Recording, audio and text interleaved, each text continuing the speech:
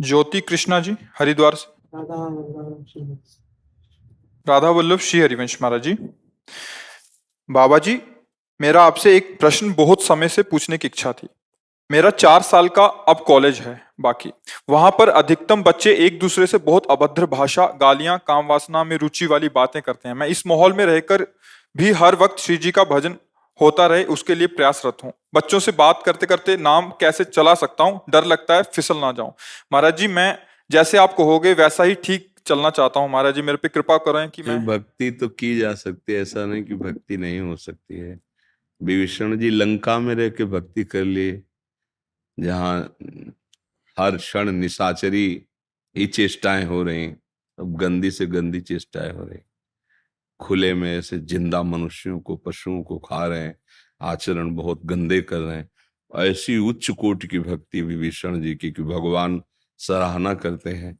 महादेव जी भी कहते हैं, उमा ये देखो विभीषण संत है, उमा संत कई यही बड़ाई। जब भगवान के सामने आते, तुम सरीखे संत प्रिय मोरे। ऐसा नहीं है कि हम भजन नहीं कर सकते, पर हाँ ये जरूर है कि भजन की अनुकूलता होने पर भजन में ज्यादा रुचि बढ़ती, प्रतिकूलता होने पर एक विक्षेप सा मालूम देता है। और प्रतिकूल वातावरण में भजन करना बहुत कठिन है ना, पर अगर कर ले गए तो फिर तुम्हें कोई परास्त भी नहीं कर सकता। अनुकूलता में भजन करने पर प्रतिकूलता परास्त करती है।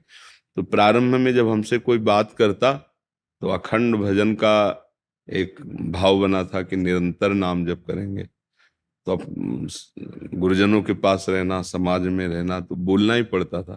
तो जैसे आपसे बात कर रहे हैं तो आपके चेहरे पे लिख रहे हैं, अभ्यास है ना, बार बार जी हाँ, कम बोलना, कम उत्तर देना, और नाम आपके चेहरे। तो हम आपकी तरफ देख रहे हैं तो आपको लग रहा है बड़ी एकाग्रता से देख रहे हैं।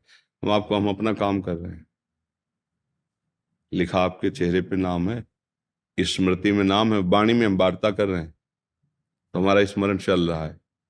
बहुत साउंड जब बजते तब हमें विक्षेप होता, तो हम साउंड में रहकर अभ्यास किया। जहां साउंड बजते वहीं खड़े हो जाते, घंटा 1.5 घंटा निरंतर मंत्र, मतलब हम कहीं कमजोर ना हो जाए। जहां बाजार है वहां भी खड़े होकर भजन करना, एकांत है वहां भी भजन करना, भूखे रहकर भजन करना, खूब भोजन पा के भजन करना। हर स्थिति में अभ्यास किया जाता है ना। जैसे अब आर्मी का जवान पहाड़ में, ठंडी में, गर्मी में, समान में, जल क्यों, सब जगह उसको फिट किया जाता है कि ऐसी परिस्थिति में भी आप अपना कार्य पूरा कर लें। ऐसे ही भजनानंदी भगवान का पार्षद होता है। तो आपके ऊपर बड़ी कृपा है कि आप नवीन अवस्था में आप भगवत चिंतन पर महत्व दे रहे हैं। तो आप निश्चिंत, आपके साथ भगवान है, भगवान का स्मरण है। बस किसी से आपके द्वारा गलत नहीं होना चाहिए। आप देख रहे हो गलत व्यवहार कर रहा है, मृदु भाव, वो उसकी रुचि है, बाजार है, जिसका मन आवे जो खरीदे। तो आप आए हो कर्म भूमि में, उसका मन है वो गंदा कर्म करना। अगर पूछे तो बता सकते हैं कि आपका मार्ग गलत है, हमने संतों से ऐसा सुना है, जो आप आचरण करते हो गलत है। अपनी तरफ से नहीं कहना। अपनी तरफ से अगर वो हाथ मिला रहा है, हाथ मिला रहा है, ऐसा लगे कि मेरे जैसा ही है, पर आप अपनी चतुराई से भजन करने वालों के लिए उदाहरण दिया गया है। जैसे एक व्यभिचारिणी पत्नी, समझ रहे ना, अपने पति के साथ घर में रहते हुए भी वो सोनी लगा ऋषभ करे, उसका चिंतन अपने जो जिस पर पुरुष से मित्रता की है उसका होता रहता है। किसी बहाने से दरवाजे में निकले कि कहीं वो आ तो नहीं रहा है, पति के पास रहते हुए भी उसका चिंतन उसी के पास रहता है। वो तो मान लो गलत मार्ग में है, पर हमको हर जगह गुण देखना है। वहां से एक गुण मिला कि जैसे वो सबके साथ व्यवहार करती हुई, हंसती बात करती हुई, चेष्टा करती हुई, कोई जान न पाए, और वो पर पुरुष से लगाव रखती है, ऐसे ही घर परिवार में रहते हुए परम पिता परमात्मा से यदि लगाव किया जाए, बहुत आराम से हो सकता है। देखो, हमारा हृदय केवल चाह ले कि मुझे भजन करना, तो कोई नहीं रोक सकता, क्योंकि अंदर की बात है ना। हम बाहर से आपके साथ खेलेंगे, हंसेंगे, बात करेंगे, पर अंदर एक पीड़ा है।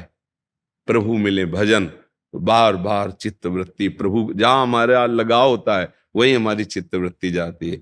जैसे ब्रज की गोपी जन जब जल लेने जाती तो बाहर कुएं का मीठा जल होता था, तो 2-3 मटकी रस्सी बाल्टी सब साथ लेके जाती। अब एक मटकी यहाँ है, हाथ में बाल्टी है, रस्सी भी, और ऊपर कई मटकियां हैं, और अपनी सखियों से बात करते हुए जा रही। रसखान गोविंद ने यूं भजिए जो नागर को चित गागर में। ब्रजवासिनी गोपियों का चित्त कहाँ है? अगर वो जरा सा बैलेंस बिगड़ा तो मटकी भी फूट जाएगी, पानी भी गिर जाएगा। रसखान गोविंद ने यूं भजिए जो नागरिक को चित गागर में। सबसे कोई जान न पाए कि आप भजन करने वाले, अच्छे आचरण वाले, आप एक भगवत भक्त है, नहीं। सबके साथ ऐसे दिखाई दे रहा है एक नॉर्मल आदमी, और अंदर से अगर दिखावा करोगे भक्ति का तो बाधा हो जाएगी, अगर अंदर तो फिर कोई बाधा नहीं। अंदर से कौन जान, प्यार को कोई जान पाता है क्या?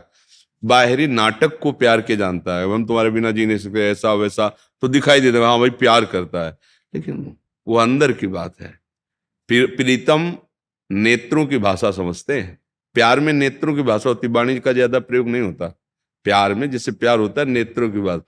एक बार भर नेत्र देख लिया वो इतने में जी जाएगा अपने प्यारे को। कामी की बात नहीं कह रहे, प्यार में एक बार भर नेत्र देखने की चाह होती है, उसको सुख प्रदान करने की। कैसे हम आचरण करें, कैसा हम भाव करें जिससे हमारा प्यारा सुखी हो जाए। तो हमारे प्यारे हैं प्रभु, तो हमको बड़े ध्यान, और हमारे नेत्र जहां भी जाएं अपने प्रभु को, क्योंकि सब मंदिर उसी के हैं, ये सब मंदिर है, सब में बसा हुआ भगवान है।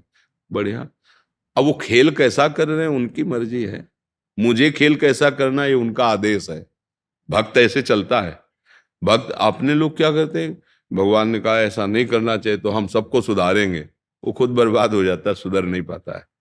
आप सुधरो, आप भगवत, तो उनको क्या देखे, वो लीला है उनकी, तमोगुणी रजोगुणी लीला है उनकी हो रही है, हमारे ही प्रभु की है। अंदर से भावना करनी, पर ये भावना जल्दी नहीं होती, पवित्र हृदय में होती है, और बिना इस भावना के इतने बड़े जंजाल है ना, फंस जाओगे। भला कहीं ऐसा होता है, भला कहीं ऐसा होता, अरे वो कर तुम अकर तुम अन्यथा कर तुम, अपने आप से अपने आप में खेल रहा है, हमें चलना है तो बहुत अच्छा है। पर उसमें ये नहीं कि हम भजन नहीं कर सकते, हम खुद अभ्यास की बात कह रहे हैं। हम जिसे देख रहे हैं उसमें नाम लिख रहे हैं, बात कर रहे हैं, और भाव है मेरे प्रभु मेरे सामने। खत्म क्या, हमारा चिंतन चल रहा, हमारा हृदय का चिंतन सुधरना चाहिए, और वो कहीं नहीं बिगड़ सकता, कहीं नहीं बिगड़ सकता। आपको इत्र लेने जाना है मान लो श्री जी के लिए, तो आप पूरी बाजार में घुसते चले जाएंगे, कहीं कुछ बिक रहा है, कहीं कुछ बिक रहा है, आपको किसी से कोई परेशानी नहीं है, आप सीधे इत्र की दुकान में जाके इत्र लेंगे चले आएंगे। अब ये थोड़ी कि आप सब बाजार हटा दी जाए, केवल इत्र की ही रखी जाए, ऐसा नहीं हो सकता है।